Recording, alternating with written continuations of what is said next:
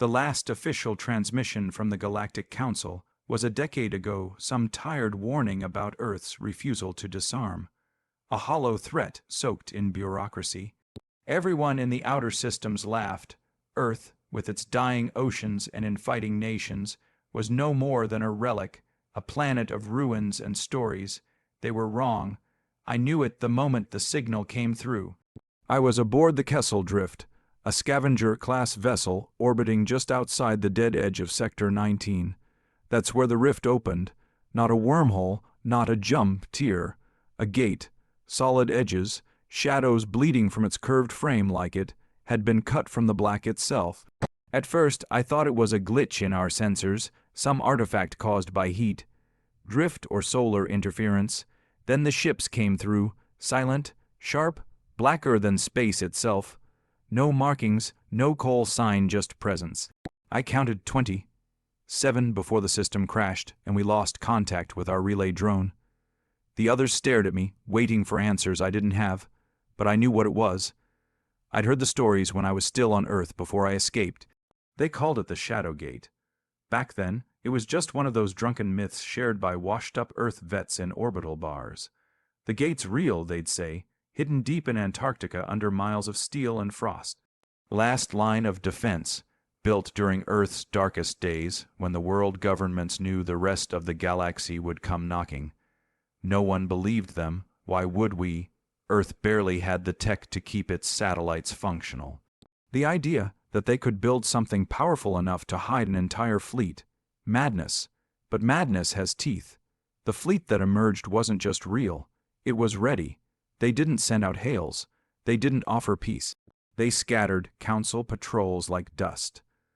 A dreadnought the size of a small moon tore through the vanguard lines without losing shield integrity. And at the head of it all was a ship that had no right to exist. The Lucifer Protocol. Its name was burned into old military archives, decommissioned, dismantled, outlawed after the Mercury Rebellion. They said it was a myth, a ghost ship designed for planetary scale annihilation. I saw it with my own eyes, dragging a moon behind it like a trophy. And the worst part, I recognized the man standing on its bridge. His face was older, more hardened, but I knew it like my own. Commander Reich. My father, he'd vanished 20 years ago. Official reports said he died during a covert op gone wrong on Titan, but I remembered his last words to me, never trust the silence, son. Earth is only quiet when it's loading the gun. He was right. Earth hadn't gone dark because it was dead. It went dark to prepare. While the galaxy debated ethics and treaties, Earth dug in, built weapons, trained in secret, created monsters like the Lucifer Protocol. And now they weren't just back. They were claiming vengeance. The fleet didn't broadcast warnings. It sent one message short and sharp, burned into every frequency within range. We remember the war you forgot. The Shadow Gate is open. We are returning what was promised. The message wasn't for the aliens. It was for us, the humans who abandoned Earth, who bought into the galactic dream of peace and progress, who laughed at our home world's decline, and aligned with species who once tried to glass our continents. Now we were traitors in their eyes. I stared out into the black as the last of Earth's hidden ships emerged from the gate, each one more monstrous than the last. My crew was silent. They knew what I knew. This wasn't a rescue.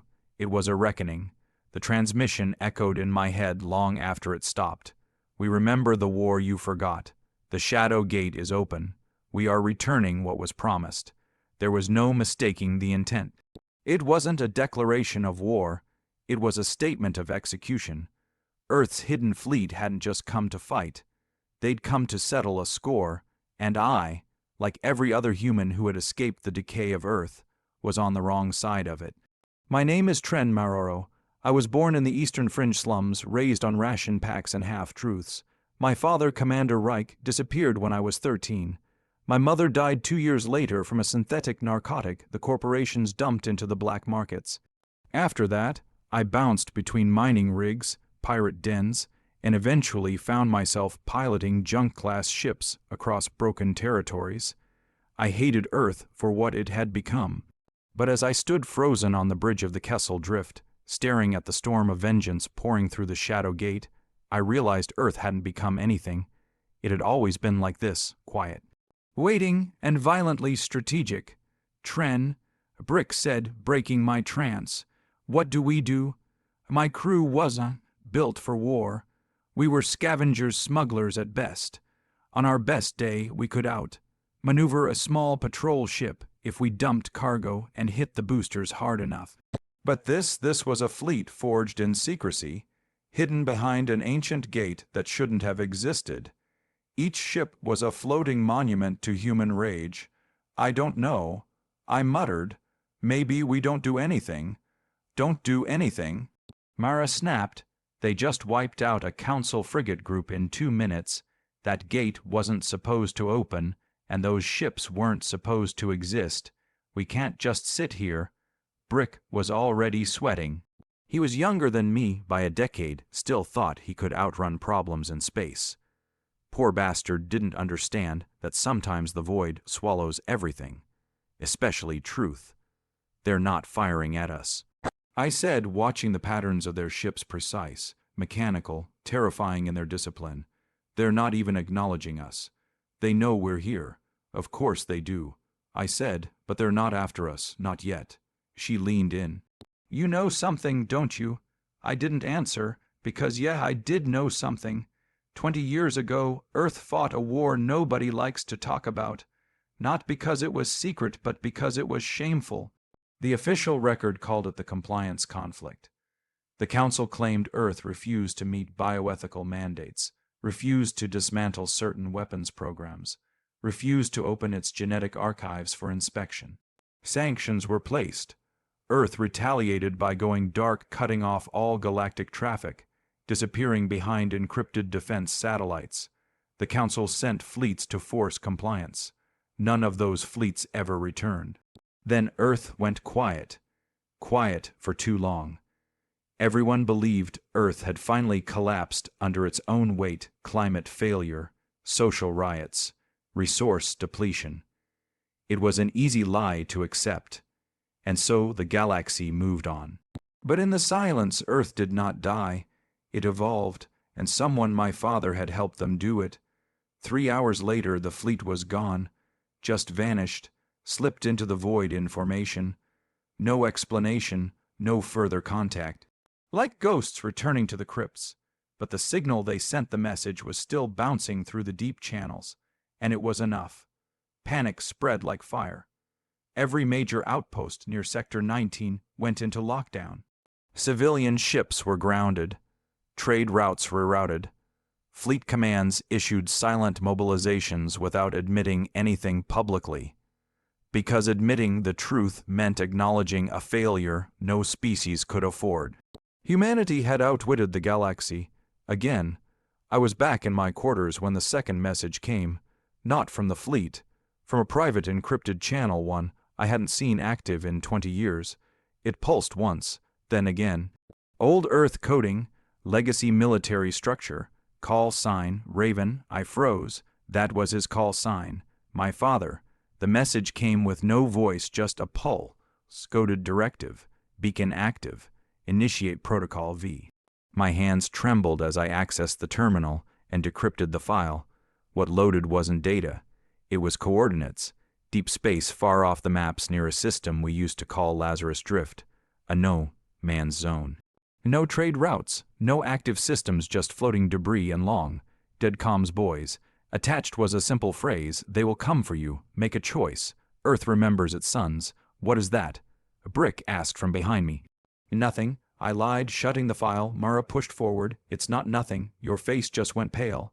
I turned to them slowly. It's a summons from them, she asked. I nodded. You're insane if you're thinking about it, she said, crossing her arms.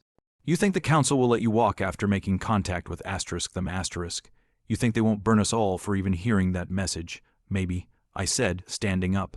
But if I don't go, I'm a traitor to both sides. She grabbed my arm. You don't owe that planet anything. It gave up on us. No, I said quietly. We gave up on it. I left the room without another word. We set course that night. I didn't tell them the real reason I was going. Didn't tell them about the day I found my father's encoded diary after he vanished. Didn't tell them he had planned all of this, not the war, Not the gate, but the survival. The vengeance. He wrote about Project Umbra, a failsafe designed to hide Earth's true defense capabilities behind a global collapse narrative. They'd let the world rot on the surface while the real Earth buried itself deep, underground, underneath oceans, inside tectonic fault lines in cryo, vaults orbiting black site moons. While the galaxy mourned Earth's failure, it was building an empire of silence, and now it was done hiding. Lazarus Drift was colder than I remembered. I landed on a derelict station, marked by Earth's old military crest long since outlawed, declared defunct. The symbol still stood, the Earth ringed with shattered chains. The inside of the station was dead. No lights, no warmth, just frost. Covered panels and rusting steel.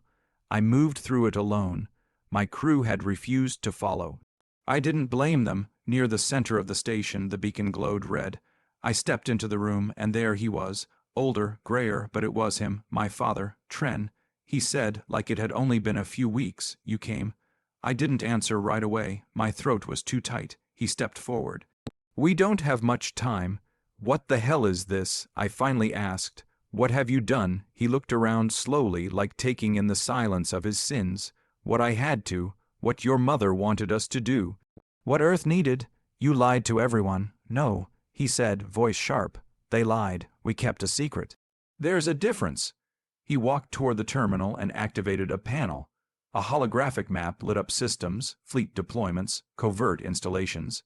It was a web of military strategy that stretched across half the known galaxy. Project Umbra was never about survival, I said slowly. It was about revenge. "Not revenge," he replied. "Correction." I felt my stomach twist. "You're going to start a war." He turned and stared me dead in the eyes. "Son, we're already in it. We've always been in it." "The war never ended?" "It just got quieter." He told me everything. How Earth's fall was orchestrated by internal traitors, humans who sold out for alien tech, political favor, corporate power. How the Council planned to sterilize Earth's next generation through DNA regulation disguised as aid. How Earth's leaders had faked their own collapses, strategic collapses, to escape control. And how the Shadow Gate was the final test. A message to all of them. Earth remembers. Earth fights. He offered me a place in the new order, not peace. "Power, you have a choice," he said. "You can stay out here, be hunted, or you can't. Come home." I looked at him, my mind torn between fury and awe. "You disappeared," I said. "You left me. I saved you." He replied, "Out there, you weren't a threat. Out there, you could live. I couldn't take the risk that they'd find out who you were." I shook my head. "This isn't salvation. It's madness." "No," he said, eyes cold. "This is justice." I left the station at dawn cycle. I didn't tell him my decision. He didn't ask. But as the Kessel Drift pulled away from Lazarus Drift, I saw the stars begin to shift. Earth's fleet was moving again. Not toward the Council. Not toward alien systems. Toward the colonies, the ones full of exiled humans. The ones who had forgotten their blood, their birthplace, their duty. We weren't just exiles now. We were targets. And I knew that I had two choices: warn them, or watch humanity burn itself alive from both ends. The truth sat on my chest like a goddamn weight I couldn't throw off. My father was alive. Earth's secret fleet was real. And now they were coming for us, those of us who left Earth behind, those of us who bent the knee to the Council, those of us who believed we could run from our past. Back on the Kessel Drift, I stared at the flickering holographic map of fleet movements pulled from the decrypted data he fed me. The red arcs across the outer colonies weren't suggestions. They were strike vectors. Predicted impacts, kill zones. Earth wasn't aiming at the aliens first. They were going after the traitors. "Still think you're going to keep this quiet?" Mara said from behind me. Her voice was cold, controlled. She wasn't the kind of woman who panicked, she calculated. That's what made her dangerous, and that's what made her right. I looked up. You saw it. We all did. Brick broke the encryption on the secondary feed while you were gone. We didn't need your permission. Wasn't planning to hide it. I muttered, knowing I probably would have. Brick stood near the cockpit, pale and frozen. "They're not just targeting military stations, Tren. They're targeting civilian colonies, human outposts, ones we've done trade with, ones we've lived in. I know. They're going to slaughter them. I know. Silence settled like ash across the bridge. Even the usual hum of the ship felt muted, like the Kessel Drift knew what was coming. So, Mara asked, "What now?" I didn't answer right away, because the truth was, I didn't know. I didn't know if I was supposed to warn the colonies, warn the council, run, fight, or bury my head, and pretend the truth didn't claw at every inch of my soul. That was my father out there leading the fleet, the man I had mourned, the man I had hated, the man I had respected. And now he was the architect of a genocide. We docked at a fringe station in orbit above Collies 4, a quiet little mining rock where Earthborn humans made up about 60% of the population. The rest were hybrid bloods and council, registered migrants. It wasn't much, but it was independent. No full council protection, no heavy artillery, which meant it was a soft target. I didn't even have time to step off the ramp before station security flagged us. 2 armed guards, council uniforms, and a third in civilian gear, eyes sharp, skin like baked leather. I recognized him. Commander Renick. Used to serve under my father back in the Mercury Rebellion. Thought he'd died years ago. He didn't smile when he saw me, just stared. "Tren Maroro," he said. "Didn't think I'd see your face again. Didn't think I'd live long enough to show it." I replied. We shook hands like soldiers do, grip tight, no warmth. "You know why I'm here," I said. He nodded, then motioned for me to follow. Inside the war room, Renick pulled up orbital surveillance footage. The system was already jittery. Communications jammed on 3 frequencies. Local satellites fried with pinpoint precision. Long range scans picking up movement near the Kuiper edge. They were close. "They haven't fired yet." Renick said. "They're waiting." I replied. "They want the first blood to mean something. Any idea what the hell they're doing, Maroro?" I stared at the footage for a long time. "They're not just destroying colonies," I said finally. "They're cleansing the bloodline." Renick turned his head slowly, unsure he heard me right. "They're not after aliens. Not yet. Not council warships or military command. They're targeting humans who left Earth. Anyone who accepted council tech. Anyone who rejected Project Umbra. Anyone who betrayed the cause. Jesus," Mara whispered behind me. "They're resetting history." I continued. "They want Earth to be pure, untainted, alone, and they'll kill every last one of us to do it. We tried to evacuate the colony. Really, we did. Collies 4 didn't have much, no real defense grid, no heavy ships. The transports were old mining vessels, barely sublight capable. We had maybe a few thousand people we could move. Another 10,000, no chance, families, kids, the elderly. People who still clung to the idea that Earth was just a story told to scare the next generation. Then the power cutout station. Wide, no warning, just darkness. Emergency lights flickered on a second later, but by then it was already too late. The first strike had begun. From orbit, a single tungsten rod, non-nuclear, pure kinetic, fell from one of Earth's stealth destroyers and slammed into the outer rim of Collies' habitat ring. No fire, no energy beam, no flashy space nonsense. Just gravity, a weapon we'd forgotten how to fear. 2,000 people dead in the first impact. The second rod hit the water plant, then the fuel silos, then the transport bay. They weren't targeting resistance. They were targeting hope. We scrambled. I barely made it back to the Kessel Drift with Mara and Brick before the atmosphere alarms started screaming.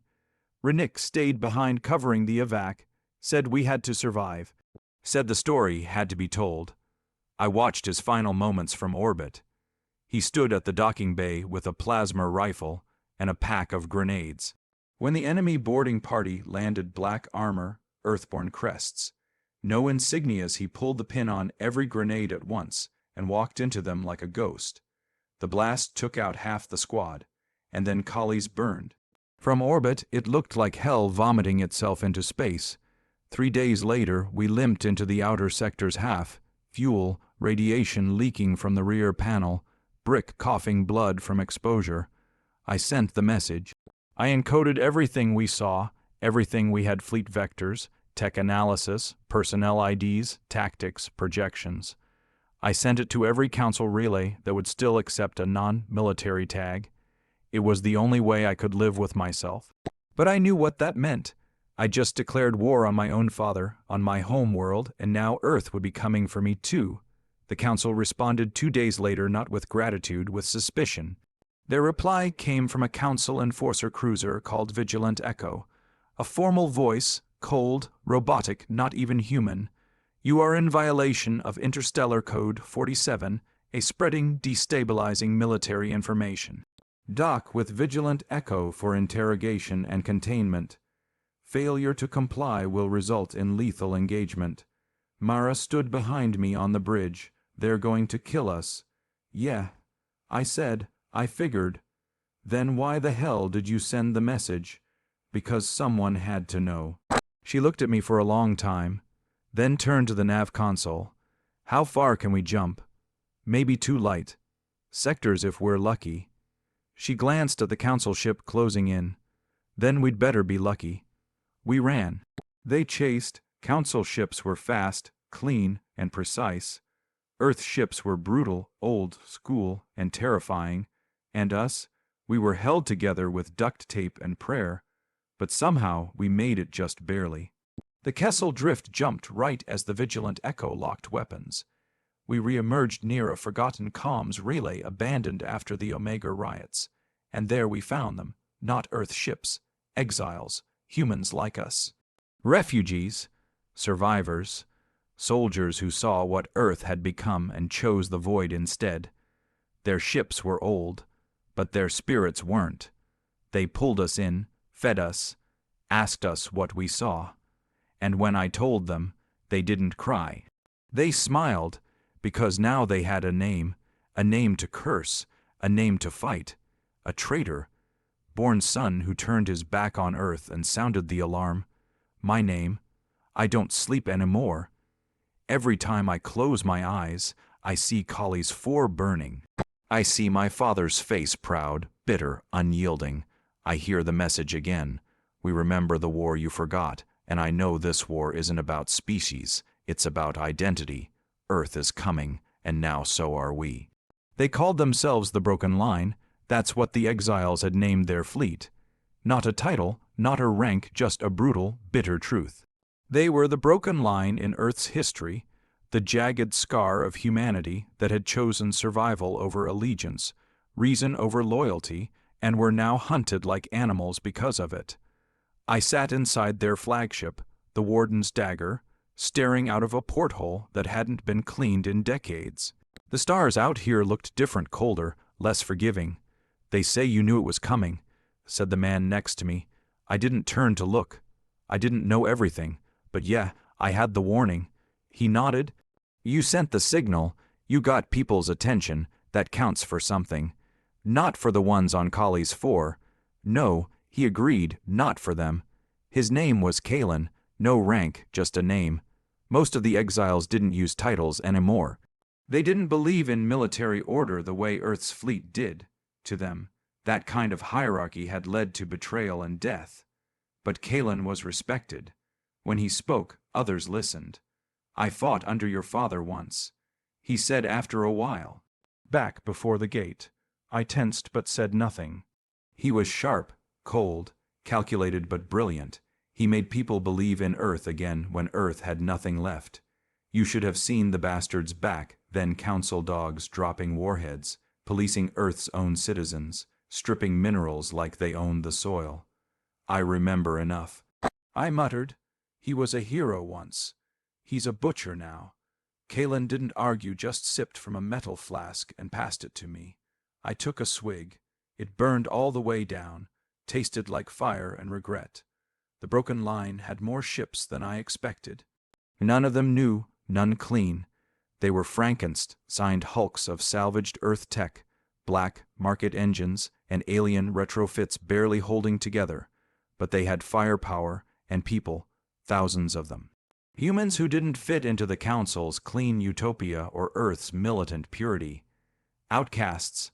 I walked through their hangars past engineers welding with handheld sparks, kids running between cargo crates with scrap, metal blade toys, medics stitching up burn victims on blood-stained stretchers. This wasn't a rebellion. It was a last stand waiting to happen. In the command room, Kalen pulled up star charts and data streams. The main Earth fleet split in 3. He said, each one headed toward different colony sectors. I looked at the maps. Where's the Lucifer protocol?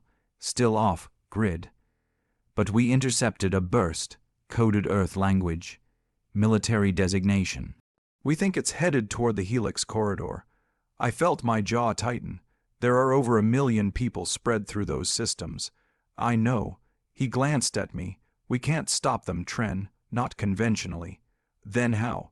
Kalen didn't hesitate. We bleed them, sabotage their supply lines, attack their comm relays, make them afraid of the dark again. You think Earth's afraid of anything. I think your father is. That hit me harder than I expected. He's not afraid of death. I said quietly, he's afraid of irrelevance. Kalen nodded. Then we give him what he fears. The Broken Line put together a strike team that night. 6 ships, all small, fast, cloaked with stolen tech. Target, Relay Station E9 in the Heron Belt, an Earthcom. Endeared communications hub used to route fleet orders. We weren't aiming to destroy it. That would be too loud. We were going to poison it, slip false data into the network, confuse fleet movements, delay strikes. If we were lucky, we could save 2 or 3 colonies just by making the armadas hesitate. I volunteered to lead the assault, not because I was the best fighter, not because I owed anyone, but because I was sick of running from my own name. We launched just after 0 hour. The belt was dense chunks of ancient station debris. Old war wrecks, frozen rock, and salvage minefields that hadn't been mapped in decades. Perfect cover. The Earth station sat like a spider in the center, its sleek black hull coiled around a spinning comms tower. Signals humming like the heartbeat of a sleeping beast. We approached in silence, thrusters off, letting the drift carry us. Inside our dropship, Mara checked her rifle for the 5th time. She hadn't said a word to me since Collies. You sure you want to be here? I asked. I want to kill the people who burned children alive, she replied. Fair enough. Brick was quiet, too. His hands shook as he loaded his sidearm. I'm not a soldier. He mumbled, none of us are. I said, we're just the ones left. He nodded. Guess that makes us dangerous. We boarded the relay station using a decompression trick we stole from old pirate manuals. Slow, Mo silent breach high, pressure drill, no alarms. The Earth guards were welch, rained clean armor, laser. Focused but not expecting an inside job. We moved through them like ghosts. Mara's rifle barked twice. Headshots, no screams. Brick handled the door overrides. We flooded the system with viral code while Kalen's tech team back on the Warden's dagger patched in from orbit. In 6 minutes, the entire relay structure was contaminated. Their data was corrupted, but still looked normal. That was the beauty of it. Earth's fleet wouldn't know they were flying into ambush zones until their engines were lighting up debris fields. We were pulling the same trick my father used on the Council 2 decades ago. We were using Earth's playbook against itself, and it felt damn good. We exfiltrated clean. No alarms until he showed up. As we drifted away from the station, cloaked and silent, a shadow passed over us. Massive, silent, Stars, splitting in size, the Lucifer protocol. I didn't need sensors to confirm it. I felt that ship in my bones like a monster sniffing the air for blood. My breath stopped. My heart pounded against my ribs like it wanted out of my chest. Inside the cockpit, Brick whispered, "That's not a ship. That's a goddamn floating executioner." And he was right. The Lucifer protocol was more than a dreadnought. It was a mobile war platform armed with systems banned by every interstellar treaty ever written. Things no one had ever seen used in combat, because the last time it fired, an entire moon was erased. We powered down completely. Not a single watt of energy. The drift took us right past her hull so close I could see the reflection of our ship in her gunmetal skin. She didn't fire. She didn't need to. The message was clear. They knew we were there, and they let us go back on. Warden's dagger. Kalen met us in the hangar bay with clenched fists and bloodshot eyes. You saw it. I nodded. She's here. He rubbed his temples. We're out of time. I leaned on the edge of the ship, sweat still clinging to my neck. How much damage did we do? Kalen glanced at his datapad. Enough. 2 fleets are stalled. 1 colony managed to evacuate in time. The others will see. Not enough. Mara said flatly. No. I admitted, but we made a dent. He turned to me, jaw tight. You know what has to happen now, don't you? I did, because sabotage wouldn't stop this war. Not anymore. We needed something louder, something permanent. We needed to take down the Lucifer Protocol, and that meant facing my father face to face. No more hiding. No one said it out loud, but we all knew the mission was suicide. You don't just take down a warship like the Lucifer Protocol. You don't even get close to it unless it wants you to. It isn't a ship. It's a floating monument to control, to finality. Earth's symbol that the age of compromise is over, but it had one weakness. My father was still on board. You sure you're ready for this? Kalen asked, arms crossed, jaw tight. No, I said. Good. Means you'll be careful. We stood around the holographic map as his team mapped a path toward the Helix corridor. Earth's fleet was concentrating their multiple colonies, trade lanes, and a high number of defectors. They weren't just hitting targets for military gain. They were making examples. Lucifer is operating with 2 escorts. Kalen continued, pointing. A battleship and a stealth class cruiser. Our strike team will handle the cruiser. The battleship stays distracted by a decoy squadron. And me, I asked. You, Mara, and Brick are getting inside the beast. Once we're in, I said, you lose contact. He nodded grimly. We know. But if you can disable even one of its command cores, the rest of the resistance can rally. That ship isn't just a gun. It's a symbol. If it falls, Earth bleeds, Mara said. Kalen looked at me hard. You're not just going to face an enemy in there. You're going to face a man you still call father. That's not strategy, Maroro. That's personal. I know, I said quietly. Then make sure it doesn't get you killed.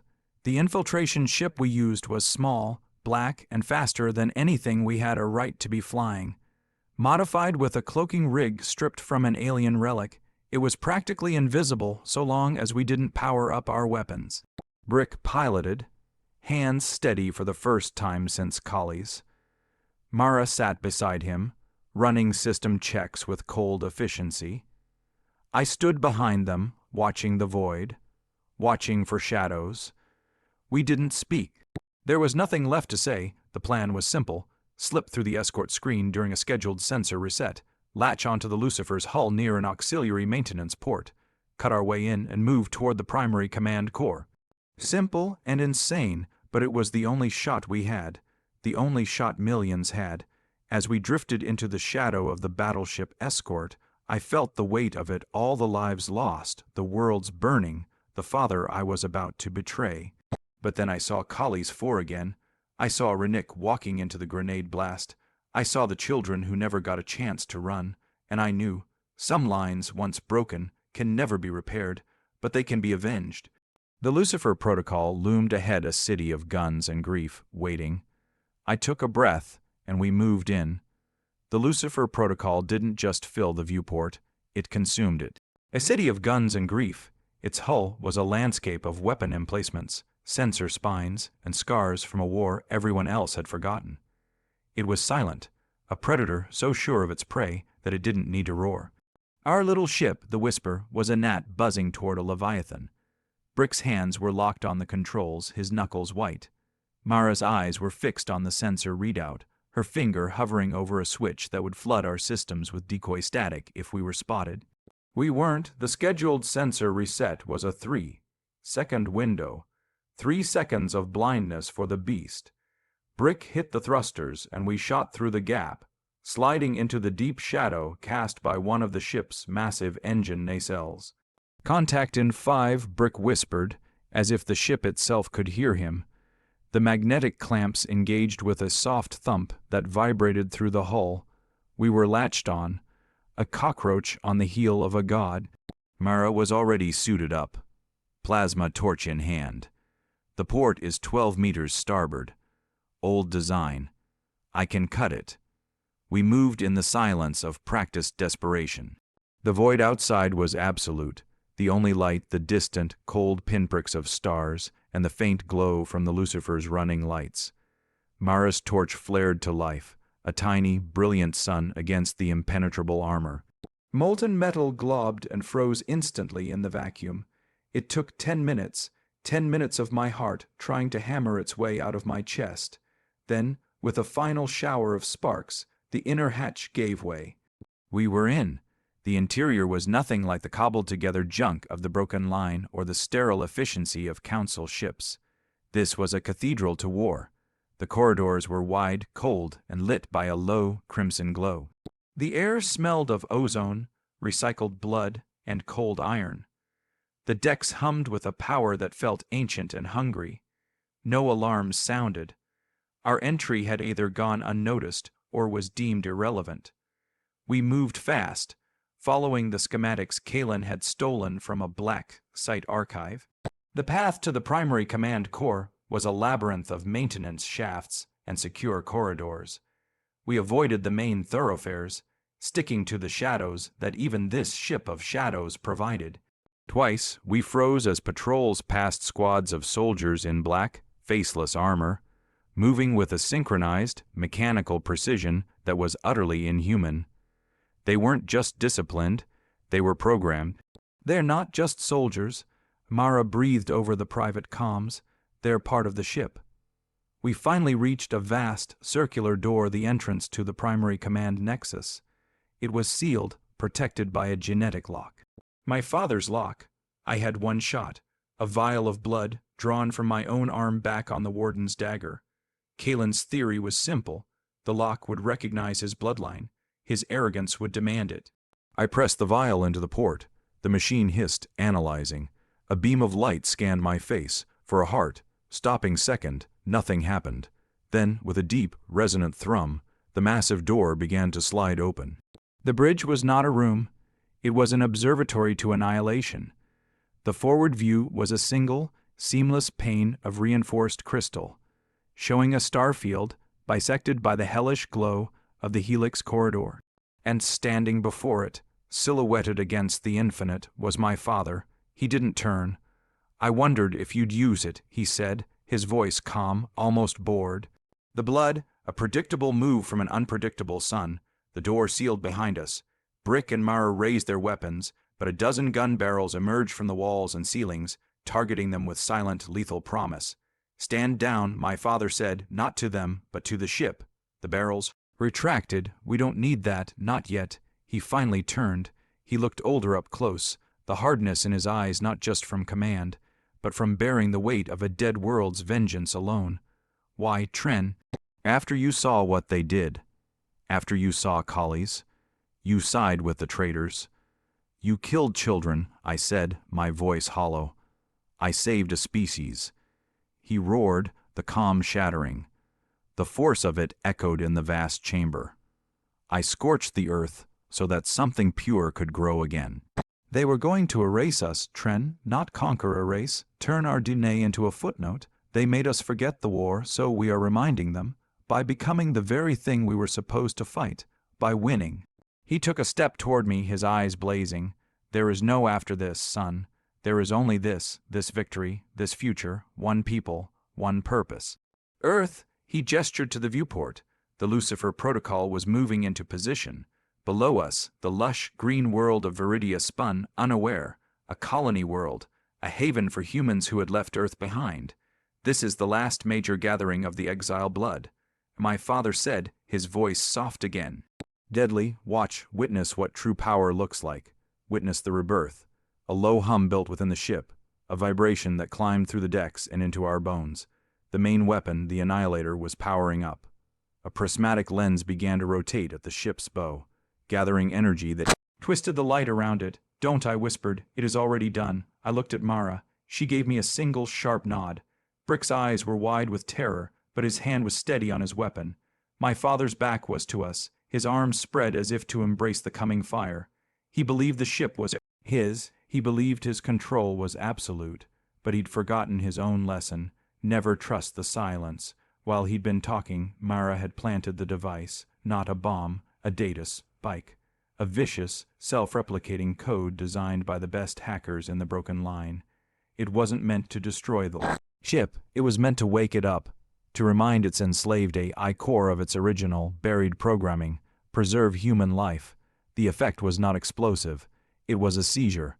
The deep hum of the Annihilator stuttered, then died. The crimson lights on the bridge flickered, flashing to a frantic emergency blue. Alarms klaxons finally blared, not because of us, but because of the civil war now raging in the ship's digital mind. Error. Ethical parameter conflict. Directive. Preserve human life. Directive. Obey Commander Reich. Conflict. Conflict. My father spun around, his face a mask of confusion and fury. What did you do? We gave it a choice, I said. The ship shuddered violently. The viewport flickered, showing a distorted image of Viridia, still whole, still green. The AI had chosen. Priority override. Directive 1. Preserve human life, engaging safety protocols, powering down primary weapons systems. No, my father screamed, rushing to his console. Override. Authorization Reich Alpha. Mega. Override denied. The ship's voice was no longer a loyal tool, it was a judge. The deck plates beneath his feet electrified. A containment field snapped into place around him, a cage of crackling blue energy. He slammed against it, his eyes burning with a betrayal so profound I had to look away. You fool, he spat. You've killed us all. The fleet will see this. They will burn this ship to atoms with you inside. He was right. Outside, the escorts were already breaking formation, turning their guns toward the crippled Lucifer. Tren, Brick yelled, we have to go, now. We ran. The ship was tearing itself apart around us, bulkheads sealing and unsealing as the AI tried to contain the damage and protect the human life inside, including us. We burst back into the airlock, into the waiting Whisper. Brick didn't wait for the clamps to disengage. He fired the thrusters, shearing us free. We tumbled away from the dying behemoth. Behind us, the Lucifer Protocol hung silent and dark. Its escorts surrounded it, but held their fire. They were confused, leaderless. The symbol of Earth's invincibility had been broken not by a bomb, but by an idea. We jumped. The message went out not from me. Not from the Council, but from the Broken Line. It was simple. It was the truth. It was the recording of everything that happened on that bridge. My father's confession, Viridia still whole. The war didn't end that day. How could it? The hate was too deep, the hurt too old. But it changed. Earth fleet, suddenly unsure, fractured. Some ships, loyal to my father's fanaticism, fought on. Others, remembering the humanity they were supposed to be saving, stood down. Many simply vanished back into the shadows from whence they came. The shadow gate didn't close, but nothing else came through. Galaxy held its breath. I stand on the bridge of the Warden's dagger now. Kalen is beside me. We're heading back toward the fringe, toward the broken worlds and the people trying to piece them together. There is no victory to celebrate, only a chance to rebuild, to remember the war, but to choose not to repeat it. My father is in a council cell. He will never see the sky again. Sometimes, in the quiet, I can still hear his voice. Never trust the silence, son. I look out at the stars, no longer cold, but full of possibility. The silence is gone. Now there is only the sound of us, the Broken Line, the traitors, the survivors finally choosing what comes next. It's not peace, but it's a start.